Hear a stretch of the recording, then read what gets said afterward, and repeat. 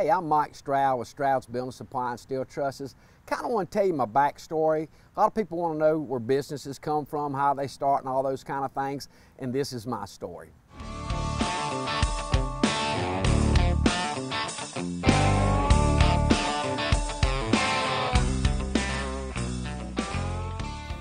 I'm excited about being a business owner. It's one of the things that's always been in my heart. People say, you know, how do you start a business, Mike? Is it in you?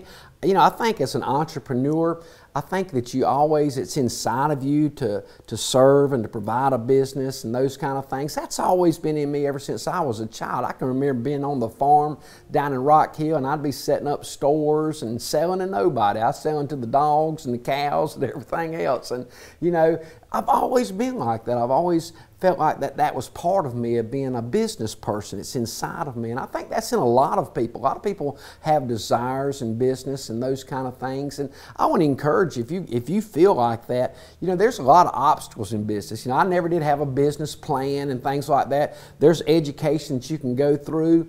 But I think if you got a heart and you've got a desire to do something, you know, you'll make a way. And, you know, so many people, it's like education. I believe in education, but they don't really teach you those kind of things at a young age in school. I believe that we should be teaching kids how to balance their checkbook and live within their means and everything else like that. You know, just the basic stuff, arithmetics and things like that. I believe that's important. That was about as far as I could go. You get into geometry and all that stuff, man, that just was not me. I couldn't use those things. But in a practical application, I know how to take money and make money. And really that's what it's all about, right? You know, everybody goes to school to get an education so they can make money and do their careers and all those kind of things.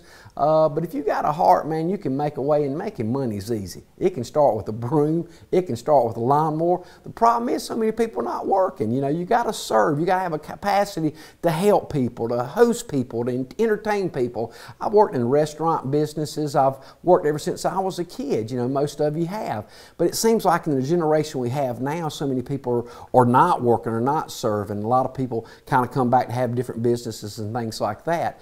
But I've learned that if you got a dream, if you stick with it, you know, and learn how to adapt in business. That's one of the things I've had to do, is adapt in business. You know, if the broom ain't working, go get the mop. You know, if the mop ain't working, you know, go get the chainsaw. You know, you're always doing something. You're always adapting in business. But find your niche. And, you know, your niche sometimes will change. You know, you got to find what's working for people.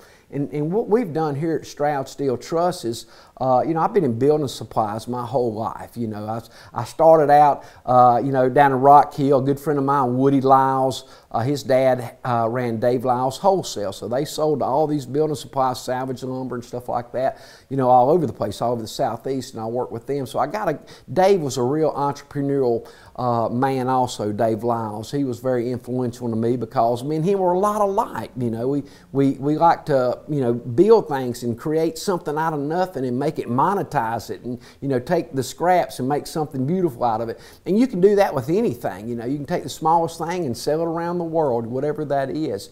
But, you know, when you're around people like that, that inspires you, you'll have people come across your path that, you know, that connect with, and you can grow. You're always growing. Always be a learner. Like I said, I worked at Lowe's. Woody walked in Lowe's. I didn't know anything about lumber. You know, I was going to be a fireman at the Mecklenburg Fire Department in Charlotte.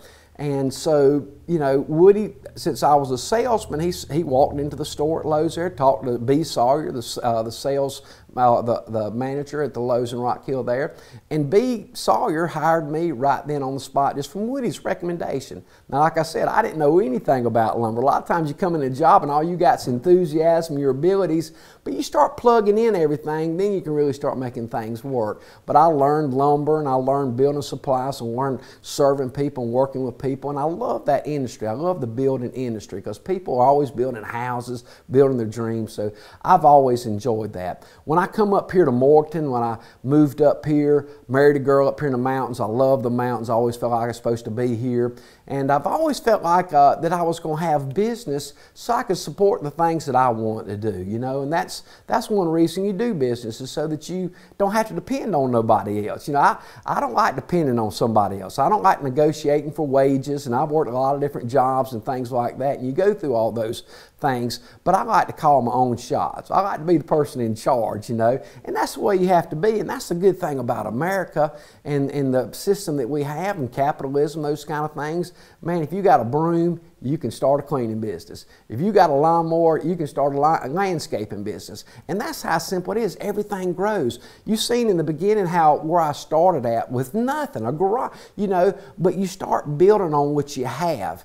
And, you know, then you get a reputation. People start, you know, they start knowing that you're there, that they can call you, they can rely on you, you know. And you've always got to be able to answer people's questions and be available to people in business and things like that. Customer service is vital. That's the one thing that I believe that you have to do in it. You got to answer people's emails, you got to call them, you got to talk to them. You know, they got to feel like, you know, you're educating them in some kind of capacity of what your product is. And so here at the Steel Trusses and what things have happened here, we really want to build houses and homes and barns and everything for the whole world. It's that simple right here in Morgan. I want to bring manufacturing back, and I see those kind of things where we can offer something that's different.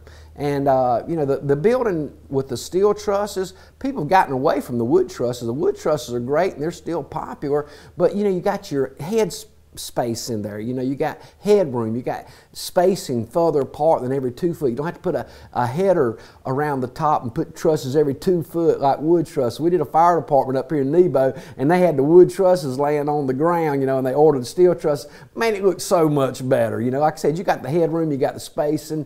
It's just a neat system. And I'm fortunate that we've got something like that going on. You know, I want to take that and really build our city. You know, I have a heart for our city, and I think that should be in any business. You got to work with your town and your city, and I think that's what we all want to do. We want to have a place where we can, you know, help other people be innovators and build and have success and create those things. It's needed in our society. People want to buy from you. They want to buy, and they don't want to buy from the big boxes necessarily, you know, but that's all they have to choose from. But I tell you what, people ask me all the time, Mike, how do you compete with Lowe's and Home Depots and places like that over years? I don't worry about them.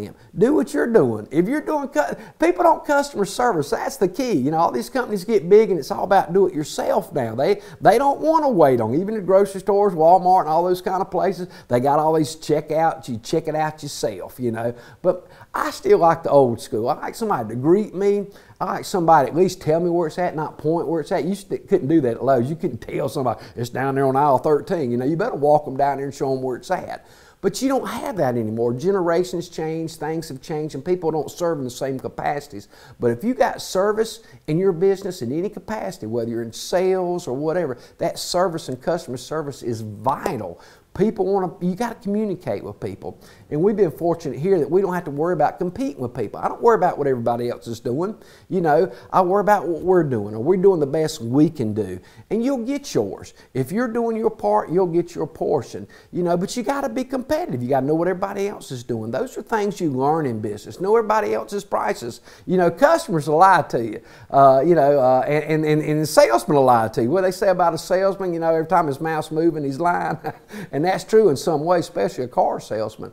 But you know, customers will lie to you too. They'll tell you all kind of different things. But if you know your product and you know your business and you know your competition, you know, you're way ahead of the game. All those things are vital in knowing what's going on. But the key thing in business, I believe, in the way that we've grown from nothing to now is just customer service, being faithful. And you got all kind of things that come. I've had all kind of different things happen. I've gone through divorces. You go through where you divide things up, you know. But I've never done like that. I just give things away. That's the way I am. I've given churches away, business away, lands away. You know, I'll give you. You want this business? Come take it. You know, that's the way I feel. You know, I believe God always makes a way. He takes care of me. But people are motivated by different things in business. People get greedy, or they want to take what you got out, or all those kind of things you'll run into in business. But if you stay pure in your heart, I believe, and you do the right thing, you reap what you sow in every capacity. That's good, bad, evil, money, finances, relationships. So I've tried to do that in everything I've done, even through breakups and business breakups and things like that, change. Just be nice. Be civil. You can work through it. You can talk through it. You might not be able to get along, but you can part ways and go another way. And I've had to do that in business times. A lot of times I've had people do things like that in my life. And, I try not to be a person that causes problems from other people. Like lawyers, we got sued first time we were in business. Up here, we moved up here in business from, a dear person that I loved, and but they just doing business, trying to protect their interests, those kind of things. But you can't restrict trade in any capacity. So, but at the same time, when you're new in business and you got things like that happening to you, you got to get a lawyer. What? It's cost $10,000. What? You don't have monies like that. But you'll run into all kind of things like that. That's why I'm so excited about what we're doing here at Stroud's and the team that I have together. You got to have people that you can trust in, people that are working for you. I remember talking to Mike Fullenwater years ago, and he had a lawyer, and he had all these people on speed dial. You got to have that because you just can't handshake anymore. It's sad to be, but I'm still the old handshake person. I'm still the person that if you say what you're going to do, you're going to do it. And I'm the giver. I like to give. If you're the taker, you're going to take, but you're going to pay somewhere. So I don't worry about that. I just try to do the things that are right, service your customers, provide a product, a service, and man, you'll do great. So I'm just so excited to get to share my business because a lot of times people ask me a lot of times about different ways of business and how I've made it through things I've made it through, and divorces and financial things, taxes. That's another one, man. Dear Lord, 2007 come around, everybody tanked, man. I was fortunate enough to, with Pinckney Beach and the property there to survive and keep going on and making it through and try to live within your means. That's the biggest thing, is live within your means, not getting too big for your britches, trying to be all that you ain't. Some people, they have those things, they inherit things like that, but I haven't. You're probably like me, you've started with nothing. But I'm telling you what, if you start with something, you're faithful over it, you'll be made rule over many things. I'm always encouraged by Joseph, the old biblical story. I think, how he was betrayed in every way, from family, friends, everybody. But he stayed true to himself and what his vision was for serving people and being raised up to help people and save people. And I believe that in the same regards for business. Me personally, I like to be in a position where I can help my community, where I can help people that need more. If you don't have any money, you can't do anything. It's all about the money. And, people say, well, the love of money is the root of all evil. It is, the love of it, but it's a tool. I don't love money. I just want more of it so I can use it for the right reason. So many people use the money for the wrong reason and doing wrong things with it. But I want to do things for the right thing, to build people up, to help other businesses, to encourage people, those kind of things. So, if you got a heart for business, you got a heart to serve or do something like that, go for it.